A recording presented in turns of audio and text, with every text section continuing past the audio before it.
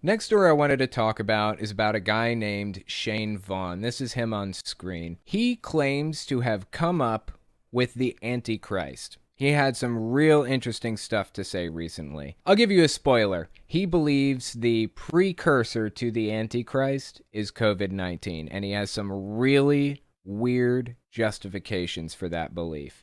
But before we watch the clip of him explaining his reasoning for believing that COVID-19 is like the precursor to the Antichrist, I wanted to catch you guys up on who he is. So, a while back, I think August or September, somewhere in there, he released a video about Donald Trump. The guy is obsessed with Donald Trump. And for some reason, he had himself in a little corner over here, just this tiny little corner. I don't know why. Um, when this clip comes out, I'm going to be in a tiny little corner up here. So I had to blow it up, and it's going to get really grainy. But the audio is the important part. So let's listen to him talking about Donald Trump, who just put out a brand new media post at the time. This was after Trump got banned from Twitter and Facebook and stuff, and his followers were trying to find some kind of a workaround for it. So give this a listen. We need 100,000 patriots to become reporters for Donald Trump. Get his words out there, since they wanted to be so smart that they wound up being stupid, because they made the same mistake that Satan made when he killed Jesus Christ. Yeah, I'm sorry it's so grainy here. Like I said, I blew it up so that he filled the screen, but he was really, really tiny in the corner. So anyways, yeah, as far as I remember, Satan didn't kill Jesus Christ, did he? That's kind of a weird way to go for a pastor. Shouldn't a pastor know something that pivotal in his own theology? That's kind of fucking weird, right? They made the same mistake that Satan made when he killed Jesus Christ. And what's even weirder about this is the comparison between Trump and Jesus. This guy makes a habit of comparing the Messiah, Jesus Christ, to Donald Trump. Why do people make that comparison so often? Seriously, I feel a real case could be made that Donald Trump's the Antichrist. And I even talked about that on my main channel in a video not that long ago. There is a real case to be made that Trump's the Antichrist, if I believed in God or the Antichrist or any of that, which I don't. But if I did, there's a real case for it. For one thing, they're treating him like a new Messiah. He's a politician. And he had a golden fucking statue built of himself. A golden statue. How much more on the nose can it get? Really. I'm getting carried away. This isn't about a golden statue. It's about Shane Vaughn. Let's keep listening. By killing that one man and killing his voice, he created a world full of little Christians that echo the message of Christ. See? Stupid on the devil's part. The Bible says, had Satan known what was going to happen, he would never have crucified Jesus Christ. I find it so interesting that basically the argument he's making here is that deplatforming never ever works. He's saying, effectively, Jesus Christ was deplatformed by being killed, and Donald Trump was deplatformed by just being removed from a social media network for inciting violence. And by doing those things, by deplatforming those two people, he only made their voices louder. That's not how it works, man. If deplatforming always made people's voices louder, then people wouldn't be freaking out about it so much. That's really the key here. The level of fear and anger and outrage that they have over the fact that people are deplatformed from time to time is a direct correlation to its effectiveness. You can tell how effective deplatforming is, because if it only helped people, if it only turned them into like Jesus-like figures, they would be asking to be deplatformed. They'd be begging for it. Deplatforming does work, for better or worse, whether you think we should be deplatforming or not, which, I'm not making any claims about. Like, there are some cases in which I think deplatforming goes too far, and other cases in which maybe we don't deplatform people who should be. But my point is that deplatforming does, in fact, work. If it didn't, they wouldn't be losing their shit over it. But that argument goes completely out the window when he's talking about this. He totally forgets that deplatforming actually works and seems to believe that it's in everyone's best interest if they deplatform Donald Trump. Jesus Christ. Because what he did was he started a harvest of Christians that echo the message. He only had one man to deal with. Now he's got a whole population full of us. Same thing they're doing with Trump. Let them crucify him. But we're now the echo, and we're going to put it on every page, every Twitter account, everything we got. Now, because the oversight board didn't rule that we couldn't share Trump content. Is it weird to anybody else that he just compared Trump to Jesus again? Same with Trump. They crucified him. He only had one man to deal with. Now he's got a whole population full of us. Same thing they're doing with Trump. Isn't that fucking weird? What the fuck is going on right now? This guy seems to be worshiping Donald Trump. I'm not using hyperbole here. I mean, he appears to be worshiping him and leveling him up against Jesus, kind of squaring him up against him and comparing the two. What the fuck is going on right now? It's allowed on Facebook, for now anyway. So take advantage of it while we can. I'm ordaining all of you right now as evangelists of the Trump revival. So that's Shane Vaughn, if you were wondering. He's actually been charged with some pretty serious offenses. Insurance fraud related. I covered them on another video I did about him. Not going to get into it right now, but yeah, he's been through the system. He's had his mugshot taken and all of that other stuff. If that wasn't enough to scream scam artist, then I don't know what is. Anyways, this clip that I wanted to watch, this came out mid-December 2021. In this one, I believe he's talking about masks. So let's give it a listen. Until you get that faith, you're not on the same page as God. And therefore, COVID-19 is never leaving this earth. It is waiting on a church to come out of their isolation and to stand in faith and declare enough is enough. I'm sorry, what? I'm having trouble understanding, actually. So COVID-19 is waiting for a church to come out of isolation and say enough is enough? Yeah, okay, I can see that. When a church comes out of isolation and starts holding church services again, which his is, right? That's when COVID-19 strikes, obviously, because that's how pandemics work. It takes advantage, I shouldn't be using language that implies it's sentient when it's not, but it takes advantage of the fact that people are rubbing shoulders or in close proximity to each other and not wearing masks. That's how it works. That's how pandemics work. It's how it's worked since the dawn of fucking time. There's nothing spiritual or supernatural to that. I'm really not sure what he's implying here. Do you know why Satan hates when you won't put a mask on your face? Because you're screaming loud, I have no fear. That is some weird shit. Actually, Greg Locke said something really similar recently.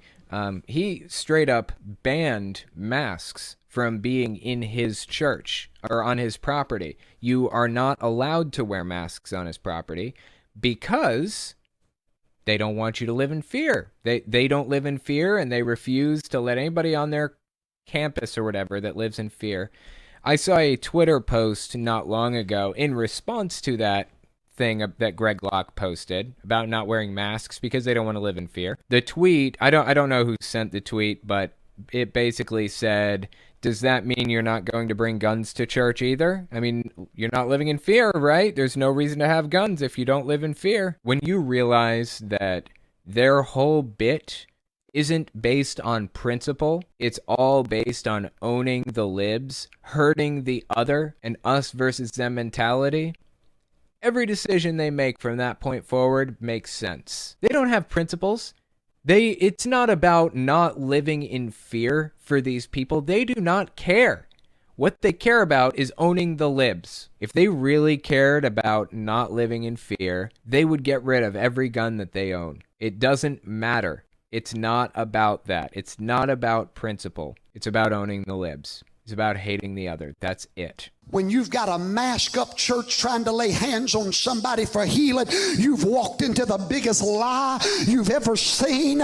Don't you ever wear one in this building. Don't you ever come here and bring your fear in the midst of our faith. We are a victorious church. We are a healed church. We walk in healing no matter what. He's getting all worked up. He's going into, what would you call it, Pentecostal mode, I guess.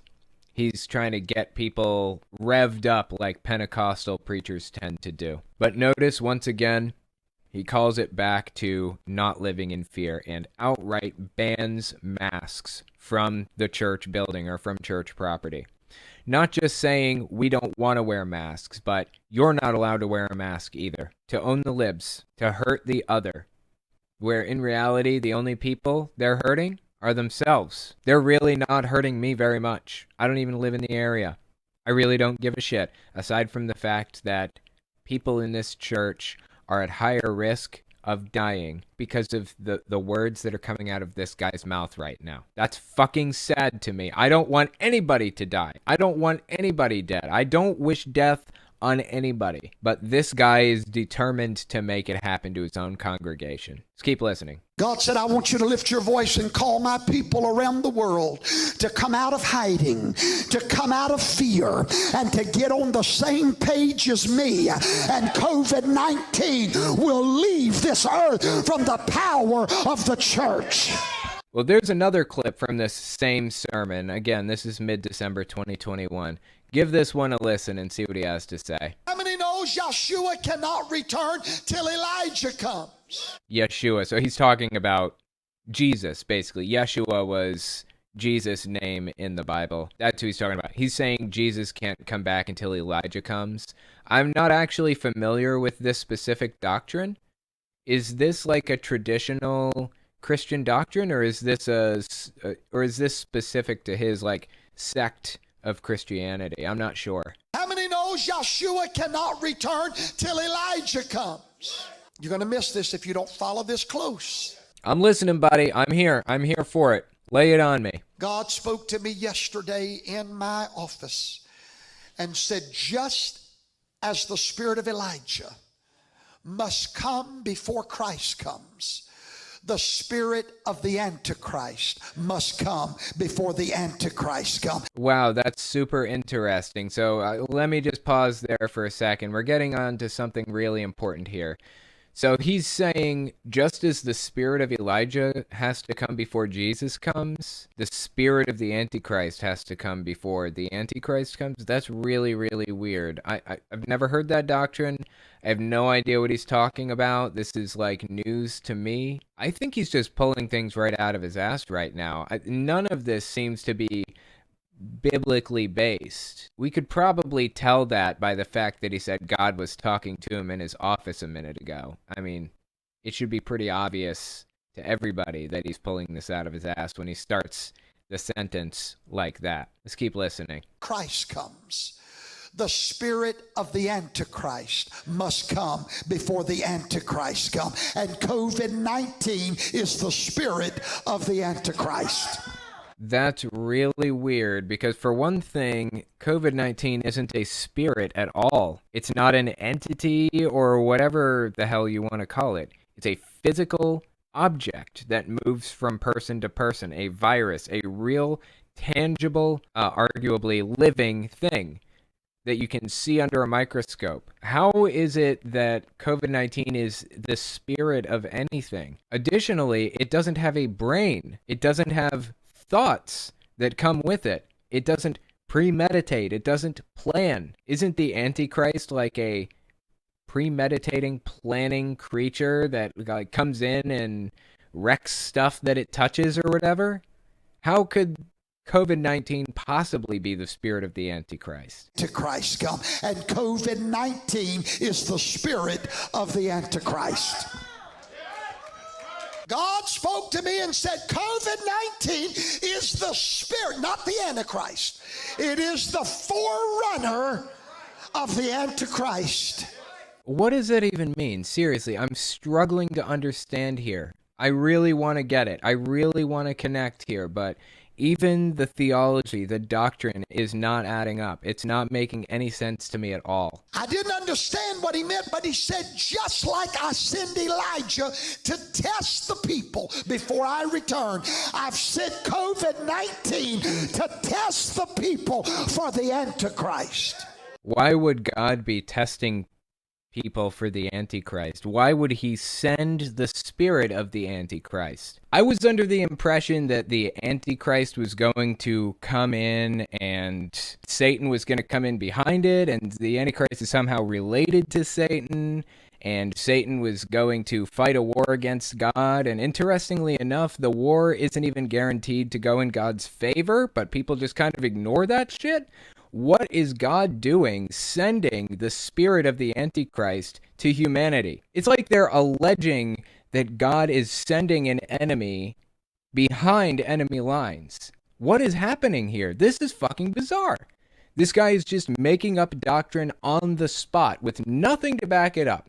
All he's saying is, God told me this when he was in my office the other day, and I believe it, and you should believe it too because I said so. That is an unhealthy, dangerous mindset to be in. Let's see. Narvardia. Fear is an evolutionary response to danger. Fear is a good thing. You should be afraid of something that could kill you. Yeah, absolutely. They're totally okay with fearing some things. It's just this one very specific thing that they don't want to fear. They fear participation trophies. They fear women in the workplace. They fear all kinds of shit. They fear equality with every race, gender, and creed. Those fears are deep-seated and hard to get rid of. But no, they don't fear anything. No fear. Not from them. It's ridiculous.